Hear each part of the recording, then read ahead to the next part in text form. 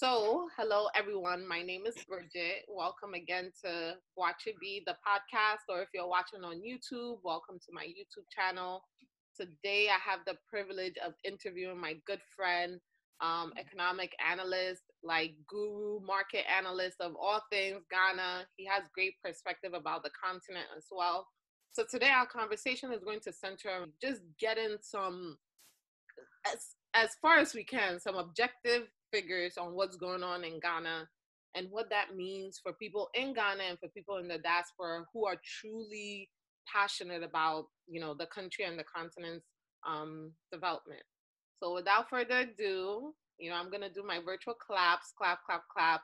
Welcome, Patrick Stephenson. Always good to catch up and have a conversation like this with you. But Yes. well, hello to all your listeners and all your viewers. My name is Patrick Stephenson, and I currently work as the head of policy research at the Humani Center for Policy and Education. But like all millennials, I have my fingers and hands in all kinds of pies. From understanding the economy itself, what government policy is, what it means for certain industries, to investment advisory services as well, doubling up on financial journalism on a number of things. And I don't only operate in the Ghanaian market, so I'll do some work in Nigeria and Zambia, South Africa and Angola as well. So, generally, I have a fair idea of what is happening, in these markets. Right. And I'm more than happy to have a conversation like this, to just throw lights on exactly what's happening across a number of value chains. And for you in the diaspora, hey, we hear last year you brought 1.9 billion, right? So hey, let's let's hope that there's more where that came from. The diaspora has shut down. No remittance money is going to be a third of what we saw last year, but it's all so complicated and nuanced, but we'll get into that. So we've talked about the broader economy, right? What's happening in Ghana? What's been the government response? How that has implications for people's daily lives, right? Whether you're in the informal sector or the formal sector. Now, what I want to think about is two things. One, kind of the role of the African diaspora at this point, right? So we've already mentioned that there are a number of things at play, right? Last year, there was like this huge engagement. This year, we're already projecting that remittances are going to take a hit. What do you think could happen in this space? Like, I'm at a loss. Like, I don't know what's going to happen in December. December became a thing. Let's say start in 2013. And now, like 7 years later, we might not see it. So what do you think happens then? I think that the members of the diaspora just cannot give up, and I say that, and I'll elaborate a little bit more. The reason you cannot give up is that and this may sound a bit theoretical, but it has implications for what we're doing. I mean, when any economy goes through crisis, right, it is through that crisis period that opportunities show up. It is for that reason that for God knows how many decades now, the growth in Europe, for example, has been, below 5% for a lot of the decades. Whereas in emerging markets, in either Southeast Asia, Asia, or in Africa, you can actually get to places where you have double-digit growth. Simply because when there is chaos, out of the chaos, there's opportunities for investment, okay? And so I think that if you're in the diaspora, my very first point is that don't look away. All right, this is a time to rather look home, because we have been exposed, and the exposures that we have, right? When I say we've been exposed, our preparedness, okay, right? We've been exposed on a number of fronts, and that could only mean a number of things. That if you're in the diaspora, you have seen how things work for a number of value chains.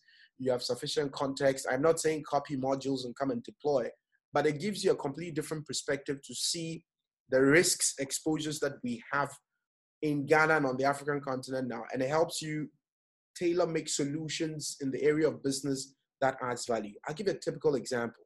If you're living in the US, Europe, or somewhere in China, you probably may have been used to this virtual conversation we're having, for example, or EdTech, for instance, that is being applied in education, or technology and innovation in healthcare, for instance, right? And for a very long time, we have been fixated on the brick and mortar, okay? And we haven't created room enough for young entrepreneurs who have a proper understanding of these value chains to deploy some of these solutions. However, all of a sudden, you have the Ministry of Education that is opening up drastically to say, look, we need to find technological systems for deploy education. However, the problem is they are deciding to centralize that. We know that's not going to work because, again, of the way we do things. So that's going to come crashing down at some point. Question is, how will you position yourself as an entrepreneur who's working in the value chain of EdTech, for example, to spot that as an opportunity that beyond COVID-19, when we are finally dealing and moving away from this, you can support a call for, a decentralization of the management of infrastructure for the deployment and delivery of education of technology systems. That opens up a lot of things. It means you are going to engage different municipal government institutions, local government authorities. That then helps provide that ecosystem for you to deploy solutions like that. That, in my opinion, adds value to the local economy. And that's just one example. If you get into agriculture, you may find that. If you get into financial services, you may find that. Today, we're doing mainstream banking. Mobile money has already revolutionized it. As we started the conversation, I was telling you that I am just trying to get data on what has happened on mobile transactions as against what we may have seen as a slowdown in the mainstream financial industry. And that's just mobile money. There are different integrations that we can have off of mobile money to support other value-added systems that can be deployed. Right? So that, again, is another value chain that you may want to look at. So if you're a member in the diaspora, yes, the a priori assumption was, okay, this is what the economy looks like. Everything was good and fresh. Let's go and engage. All of a sudden, it's chaos. I'm saying in that chaos, find where the sweet spots are. And now is the time to do that because then you become an early bird. So don't look away. What I will caution against, though, is for you to be dumping your money into government coffers when government issues notes. That one, be very careful. Because if you're somebody who is interested in not only return on investment, but you're looking at giving back, to community. I know that sense of giving back and sense of community, I think a lot of you who come back home tend to have that spirit of communal giving, right? I mean, my own times, I've been traveling around a little bit. I mean, you get there's always a sense of give back to community, right? So it's not just hard cash flow, but you want to improve. If you're somebody who's looking for that and looking at that, and it's the only way we get to move the country and the continent forward, then I'm saying don't put your money in the coffers of central government. If anything at all, learn from multilateral development institutions who have stopped doing that, and they are now connecting to real private actors and real people who are actors on the ground and deploying solutions. I think when you do that, you get better intelligence, better understanding of what these value chains look like, and can add value. So don't look away. The other thing, which is, what do we do from here as an economy? I think that hold on. Let me just ask you to expand on one thing that I know might be of interest to people who listen to this, which is this idea of the economy or the country being exposed, right? And you said you meant exposure in terms of risk exposure. Like, and can you kind of delve into that? I really want to know what you mean by, are you saying that there are now opportunities that are exposed? I know you also mentioned risk exposure. Can you? So when I say the economy, we have been exposed. I mean, we've done things in a certain way over time, which has informed what our businesses are doing, right? So if you look at transportation, for example, we've always had trotros that operate in a certain way, put a lot of people in there, put our proper regulatory systems around it, but somehow it worked. But this development that we currently have has exposed that kind of a module. It's just exposed it. So trotro people are now struggling. The idea of having limited number of people on the bus, the idea of having limited number on a bus, for example, is not something we're used to. The idea of people having to take money out of their pockets to actually pay drivers is not something we're used to, right? It's something we're used to, but that has been exposed because now it's a potential risk point for you to get sick. So what exists for you to still be able to provide that kind of a service? And I know that if you're coming from elsewhere, there may be modules you may have come across, right? Okay. The people who want to push this even further, okay? And here, I've had a conversation with some supposed Russian investors, I mean, who believe that, they want to come and do business here. The consideration there is to even push it further, to say, maybe, yeah, we have bus systems, that are privately run, are we at a point where, because of some of these existential threats, we scrap them off and deploy proper public infrastructure systems? That means spatial engineering, understanding the profile and topography of the concentrated areas in the country. And that's big capital money, right? That's a big capital business. So if you're somebody who can think through that and hack it, is a risk to the economy. Now, we don't know what it looks like, but it's an opportunity that if you can hack, and it's a 12, 15, $20 billion investment, and you can push it, this is the time for you to get traction on that, to be able to get $1 billion investment. Yeah. Billion. That's where it gets. I know when I say these things, sometimes you look at me and go like, dude, you're crazy. But that's the reality, right? Yeah. Another exposure that we have. So we've had this rural-urban drift for a very long time. People talk about the rural-urban drift. People come and look for jobs here. The day we announced that they were going to shut the country down, the day that announcement was made and the president said it's going to be done in 3 days, the number of people that moved from the capital city and areas that were identified back into rural areas, you won't believe it. Yep. Right?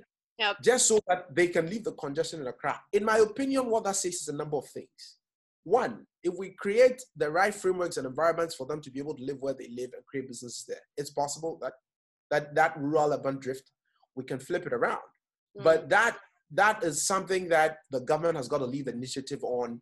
Then once that de-risking happens, private capital can follow. So that's something that's more of a long-term strategy that's going to be deployed. But it shows you clearly that there truly are markets that exist in those places. However, maybe you may be thinking through things like purchasing power, whether or not those people can pay for goods and services. But it's the same narrative. There's a reason why somebody is running a business on the streets of New York, and per unit of cost of the product, for example, is like $20. But we find a way of selling that product in another market like Ulaanbaatar for $2. Because we try to localize the solution and optimize it such that it fits the business model and it works. So all I'm saying is that don't look at Africa don't look at the markets now as problems. I'm saying the way we do things, we have been exposed. That exposure comes with risks, but associated with risks are opportunities for investment. And the person who tries to understand the risk properly is the one that actually gets to see where the investment really needs to go to. And so you in the diaspora, I think that's a challenge. Some of us are open to engage and find out, what we can dig up, in terms of insights that just supports that kind of a narrative. And who knows? Who knows what may come out of that, right? There's opportunities in housing, et cetera, et cetera. All of that can happen. Yeah, no, this is like my mind has been completely opened in ways that I wasn't thinking about before this. So when you talk about, just to rephrase, right, I think some of our conversation can be very, kind of economic jargon heavy. So when you talk about exposure, you're essentially pointing out this idea that we were used to traditional ways of doing certain things that don't call them traditional. Okay, we have been used to normalize certain ways of doing things, right? That certain people were trying to say were inefficient, right? Or would not allow us to scale, right? That now COVID has made apparent doesn't make sense for the future that we want to get towards, right? Whether it is health related, capacity related, etc. So now is the opportunity for the people who've been championing this, whether you've been saying EdTech is the way to go, whether you've been saying let's rethink, African cities, planning, etc. This is a perfect time because we have no choice but to contest with that, to do it. Right. Ooh, this is exactly so powerful. I might need to move this part of the interview to the beginning. I feel like this is what No, this is good. This is good because I have a lot of people like kind of asking me what comes next, right? Because we are kind of in our traditional thinking of, okay, we're used to coming down for December. We were now getting into the space of like, okay, we're done partying. We want to start doing business. Where's the first business? Well, real estate. And thinking about those kinds of, I guess, personal investments, right? And that brings me to the question, right? It's a train of thought, but it is a question, which is the diaspora does not typically have the scale of funding that would take to be first movers in some of the opportunities that you've outlined, right? That's why when you said I don't know anyone who's pulling that money. No, you may not have $1 billion. No, it's not that I made that. I don't. No, my point is too. I don't know a lot of people in the diaspora who are pulling that money. Like traditionally, the diaspora are actually the poorest of Africans who left their countries because they couldn't make it in their country. So when I come to Ghana all the time, I tell people that a lot of y'all have more generational wealth than anyone in the diaspora can touch. So when we're talking about money and this idea of the diaspora coming to de-risk, I'm like, what are the local Ghanaians doing? Y'all have more money than we do. So here's the trick. Right? No, don't comment yet, because that's not even my main point. My main point is actually not like local versus diaspora, which you can talk to when it comes to capital formation. Why isn't the local, African community doing more? Because they have more money. But two, when we're looking at external engagements, right? You're talking about 12 to 20 billion for this transportation like overhaul, right? And you just mentioned you're talking to Russians. The diaspora does not, right now we can't mobilize. I think maybe if we tried, we could raise that money because we are sending, I forget what the numbers are for remittances, but they're in the billions as well, right? So if we can take it from consumption to investment, then we can be looking at large scales of money, right? But right now where the diaspora is not moving in that space, like we have not yet decided we're going to come together to have that capital scale. How do we navigate the space against other external actors who do have that money? We're talking about Russia, China, etc. And how do you personally kind of think about it when you're engaging with these stakeholders? Like that Bridget, I'm throwing in so many questions. I feel like I'm putting our personal beef there. My personal vendetta against you came out. No, but I think it's a very, very important point you raise, right? But a very important question. At least at the barest minimum, anybody in the diaspora needs to be pointed at the right place. If I've been here and I've been working for 10, 12 years, maybe I have a certain understanding of the way the economy works. If you've been away for 20 years and you're coming back, you're seeing the continent the way the European investor sees the continent, but you don't have the same incentives for investment on the continent. I think that's the first point that has got to be demystified. That your incentives for coming to invest in Africa you may have some interest in return on investment if everybody wants to have some cool ROI, but I know that, given the tectonic plates that are shifting around geopolitics globally right now, a lot of African Americans and Africans and people in the diaspora are really thinking, okay, how do we get back home? I have some friends in Jersey who called and said, look, what's going on? We really don't know. So they go and conduct this, hereditary test to find out where they're coming from. They send results and say, they somewhere in Cameroon, I'm like, yeah, it's all right. It's all right. Now, these connections you may have to the African continent may look as if they are lighthearted, but I think they're very important in the investment decisions you make. And you start off with a very, very interesting point that you may not have the same pockets as some wealthy Africans or more wealthy Ghanaians you may have in Ghana may be. That's the truth. That's reality.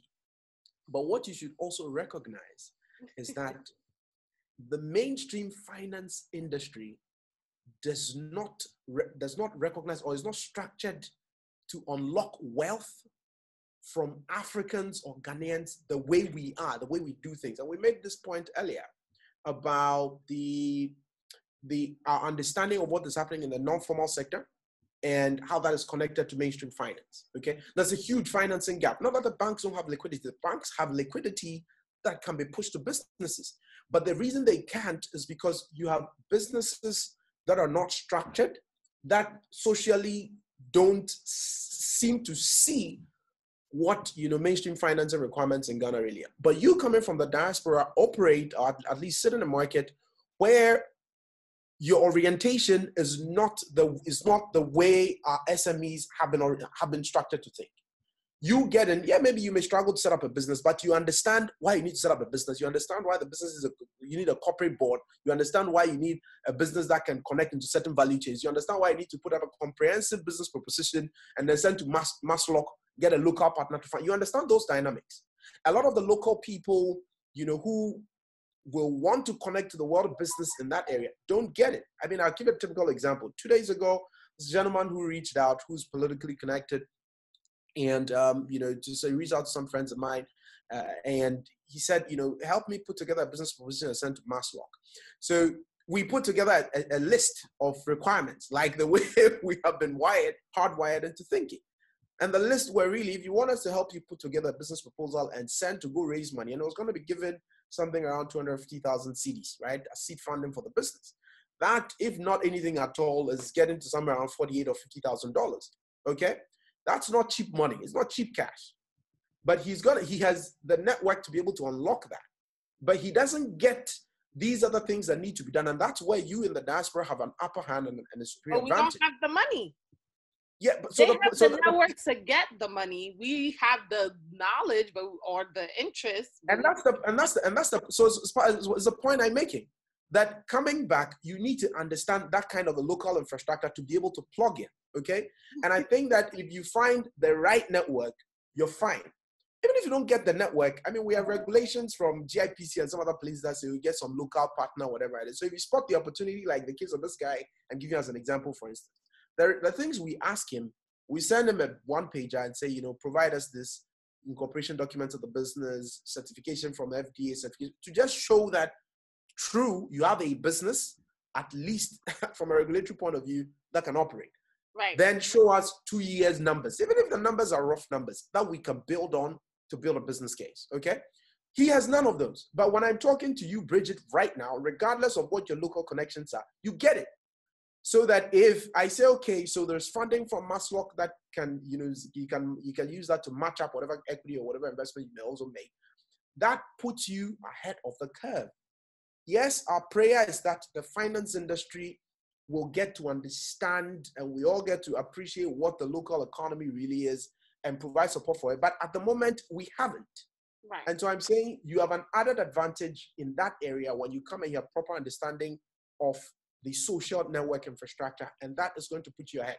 Don't come back and try to break ground like a McKinsey or a big business will come and try to break down and get to the country. I think that approach for years has made it very difficult for you to do business, okay? It has made it very difficult for you to do business. The other thing I would say on that as well. Why has that kind of scale made it difficult? Well, it's been difficult because you try to do business like a big multinational trying to do business. And big multinational has deep pockets. They don't mind navigating the very complex political systems that we have without understanding the social infrastructure. So they'll set up a very big multinational, buy some small company, provide local services for them, they're fine.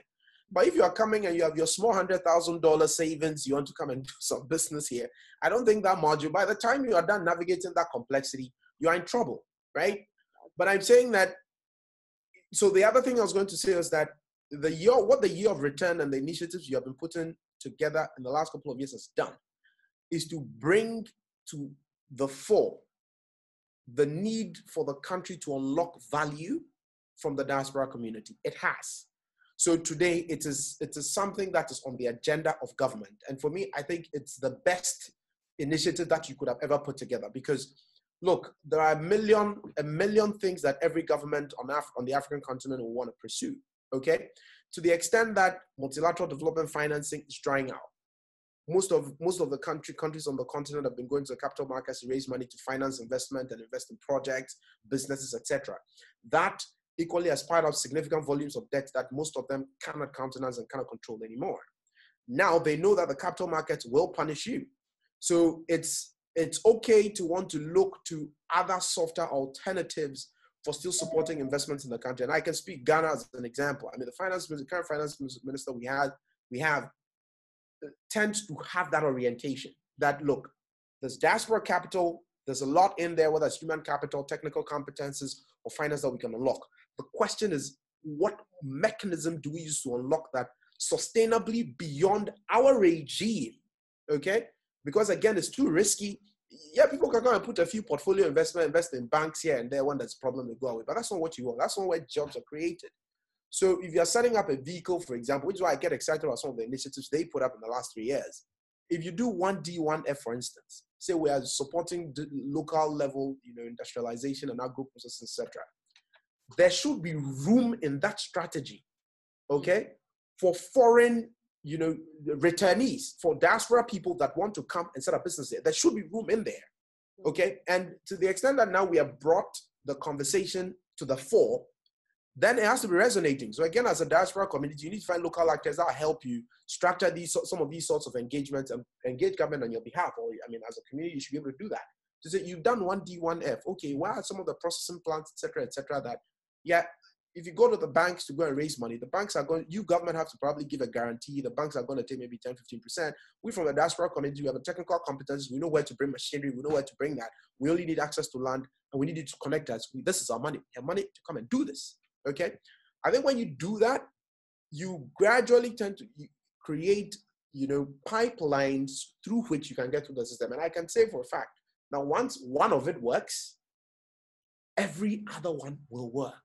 Once you're able to pick one, if you get diaspora people, who are either working in private equity, whatever it is, pull up some $30 million to come and set up some tomato processing factory in Pualugu somewhere, and the value chain is properly defined for you because you had the right connections with government. You didn't go to beg government for money. You had money, you put money together, found resources, and you got that done. That's a pipeline and a module for showing how it works. And our governments are very lazy. Once one works, they're fine.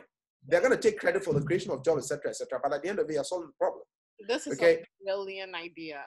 Right? So that's one. The second question, which is where do we go from here? No, you haven't answered the intermediary. Maybe you can make this really short. But how do we contend with investors coming from that are big investors? So to my mind, big investors coming from countries that we fear will create a neo-colonialist narrative or a neo. You know why I'm laughing. I already know why you're laughing. It's my own people now. No. But here's the thing. So I get it. There's a certain, colonial and neo-colonial narrative that we have had for years. In fact, there's a report I was looking at recently that showed the Belt and Road Initiative of China and the sort of infrastructure projects that they're financing across the world and what it means. I get all of that. At the end of the day, there's money at the center of it. Question is, who has money? How are we connected to doing things locally? Truth is, you don't have the balance sheet and the size of some of these companies that are coming to do business on the African continent. You don't. And so for me, don't even start by thinking you want to compete them on that size. You've already identified where you cannot compete. Why is that part of your focal strategy in business? No. What you should think of is, what else do I have that they don't have? And I always say that big companies that come onto the African continent to do business have a few points of entry through political structures that are not accountable. That's how they get in. Or they try to buy and own local businesses that are well established, because none of them wants to really break ground and do the hard stuff that we've been talking about for the last 1 hour or so, right? They don't want to do that. They don't have the patience for doing that. But you, who's African, who's returning, who does not have that balance sheet, has got to be patient. Like we say, investment in Africa is patient investment. Don't think like the guy on Wall Street. So your patience will then mean that you have to properly appreciate the social systems and structures that we have.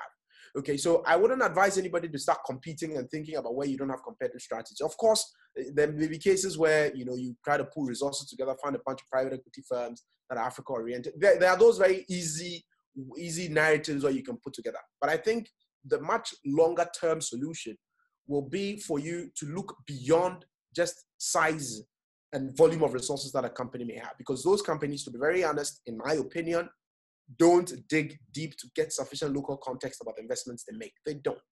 And I've seen a number of private equity firms that have tried these sorts of modules and they've struggled. Okay. Yeah.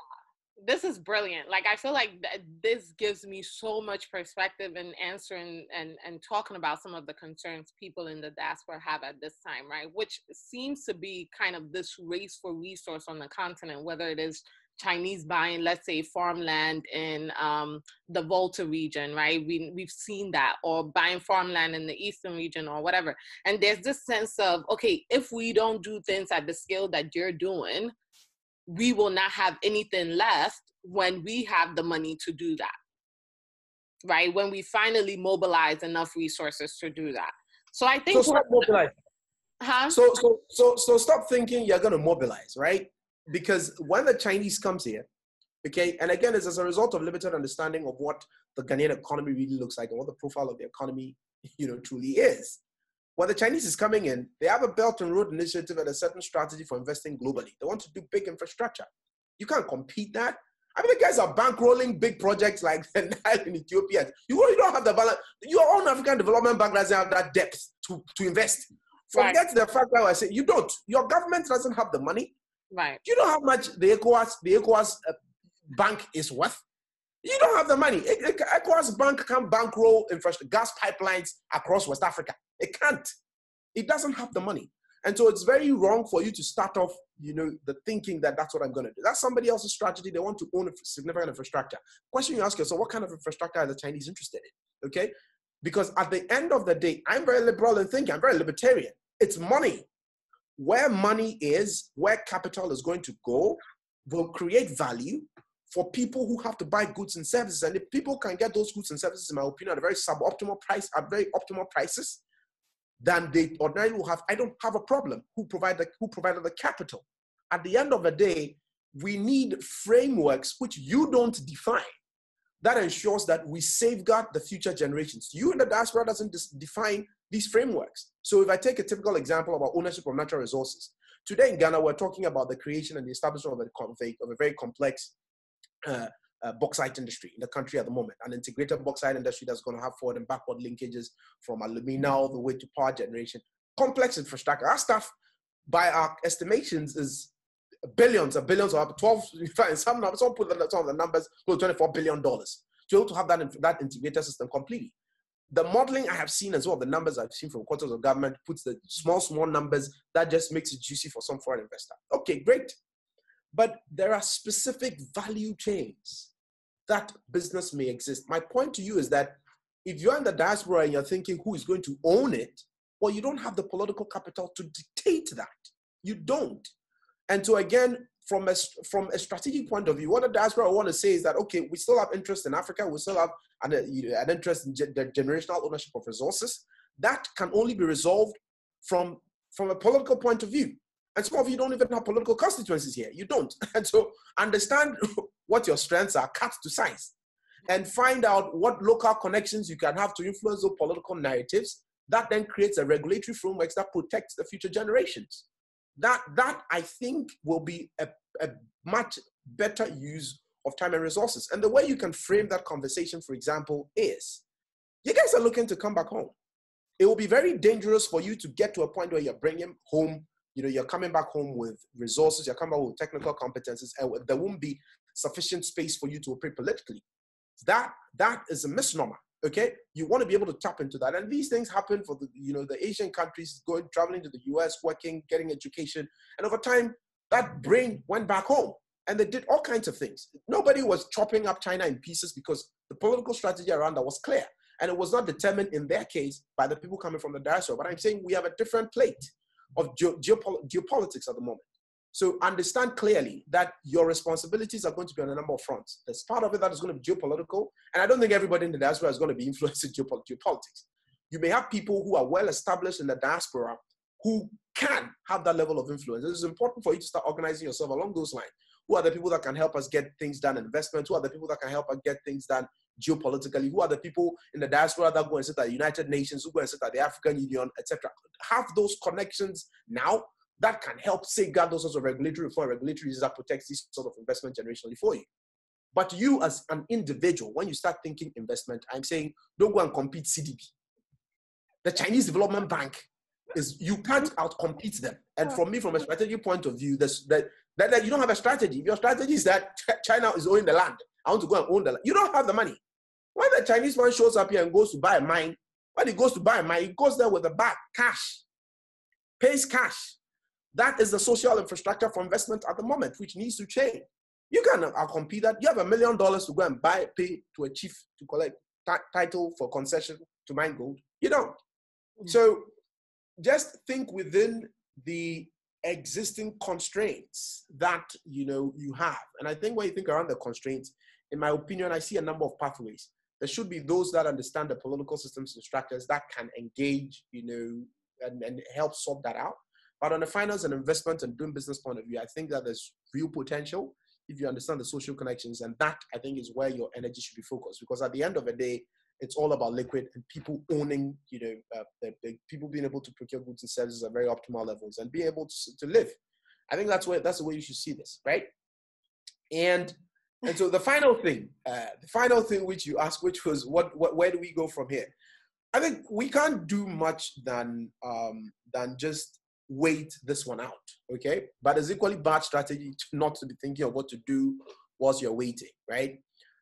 So I think for the government, a number of things, from a government point of view, a number of things really needs to happen, which is that clearly it has been shown that whatever we have been doing in the last couple of years, depending on crude oil resources, that's not going to work again.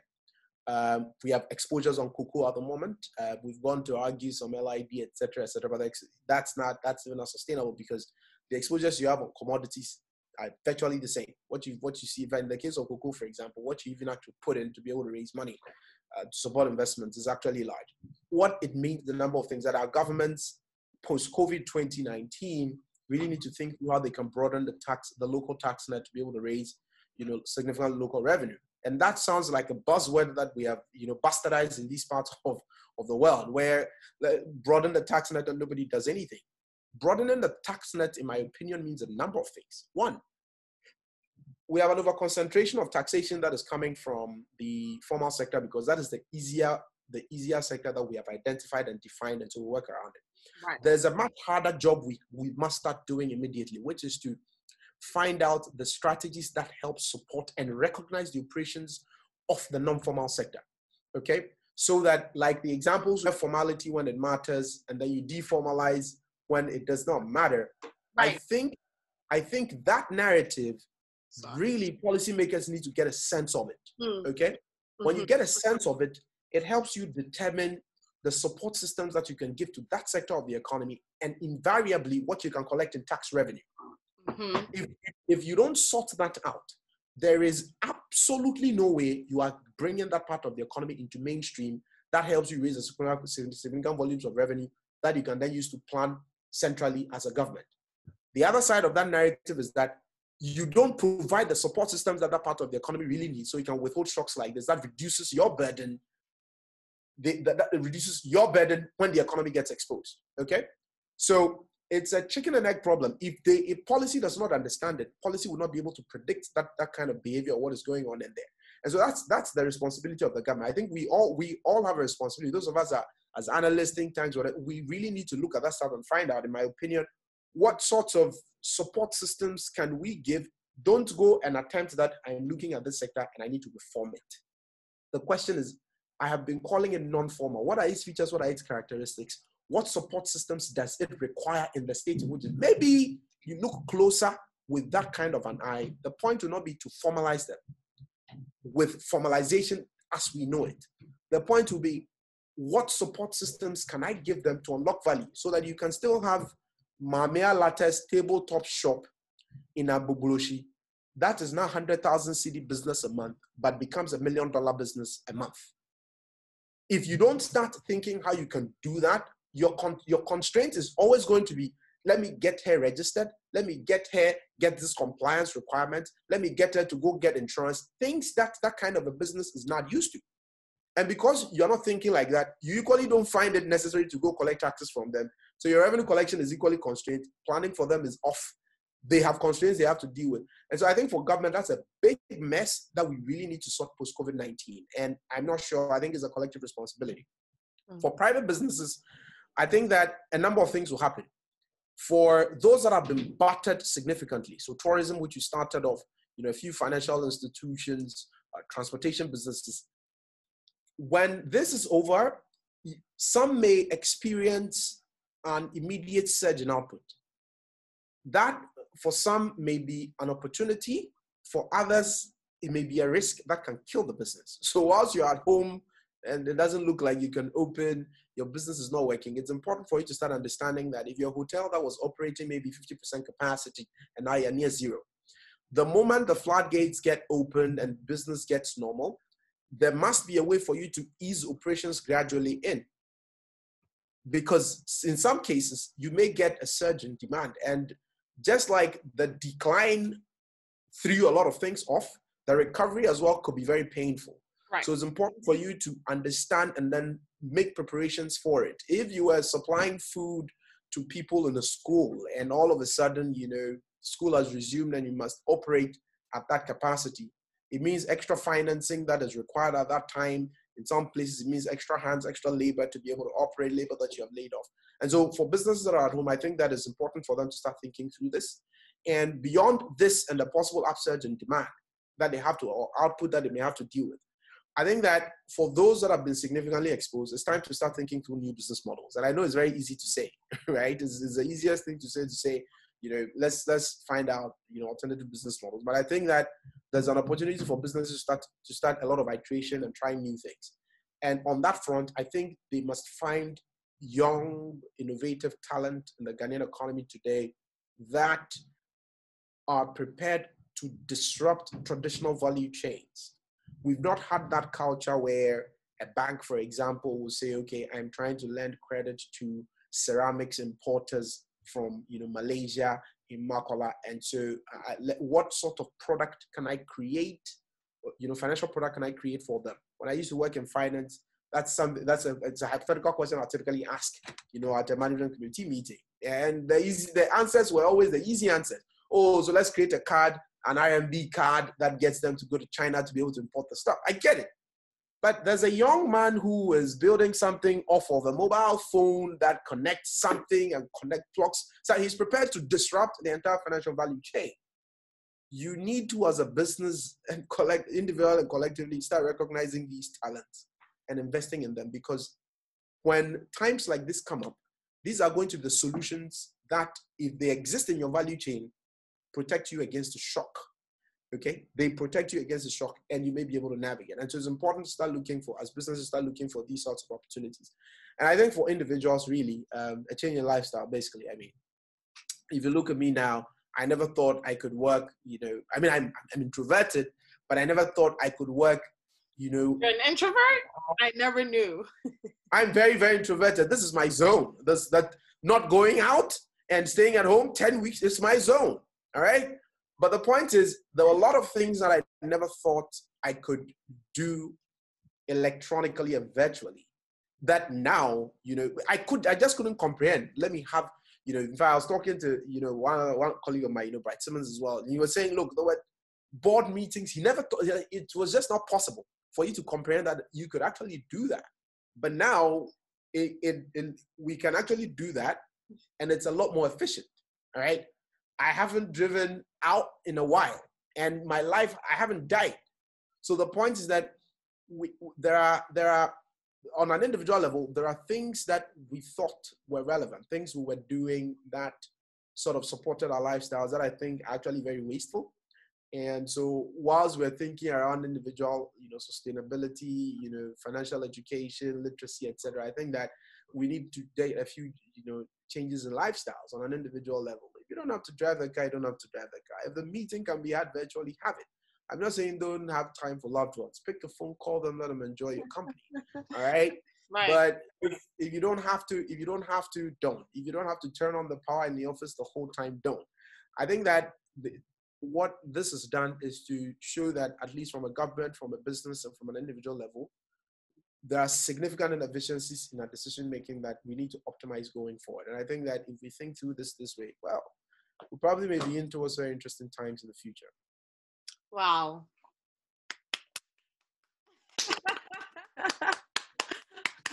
A great conversation. Oh my gosh, this has been amazing, Patrick. Like in terms of my own thinking and my own understanding about what happens next, you have deeply expanded the horizons for me. So thank you so much. It was a Yes. pleasure. Yes. I didn't think the conversation was gonna be this interesting and this exciting. I know, but you know, we always have so much good stuff to talk about. So what I'll do is I'll get your contact information to put on the podcast episode and on YouTube. I already have a number of people I'm thinking to send this to as they think about, like, you know, I have a cousin in Canada in finance, and he's just like, after this, like, I'm making my move. Like, something about this moment, I think, compels people to actually move on some of the things that they have wanted to do in life. And as you said, people are just waiting for things to settle down. And this would be a good time to start thinking strategically about what happens next for you as an individual and what happens to us collectively. So I think you touched on all points, right? At the government level, individual level, corporate level, private, non-formal, like you really went in on all of it. So thank you so much.